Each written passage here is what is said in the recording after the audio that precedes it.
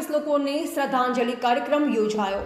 ડીસા શહેરમાં હમણાં થયેલ ફટાકડા ફેક્ટરીમાં ભયંકર બ્લાસ્ટના કારણે નાના મોટા 21 લોકોએ જીવ ગુમાવ્યા, જેને લઈ સમગ્ર પંથકમાં હાહાકાર મચી જવા પામ્યો હતો। ડીસા પંથકમાં હાહાકાર મચાવનાર અને દુઃખદ ઘટના બનેલ હોવાથી અને ભયંકર વિસ્ફોટ થવાના કારણે સમગ્ર પંથકમાં શોકનું મોજું ફેલાઈ ગયું।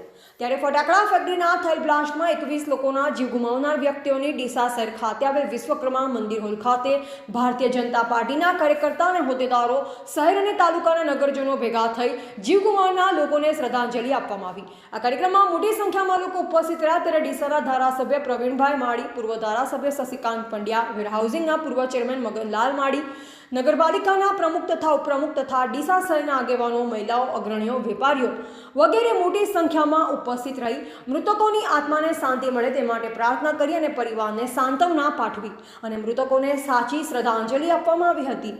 એવા અમૃત માળી, સવર્ણ ભારત ન્યૂઝ, ડીસા।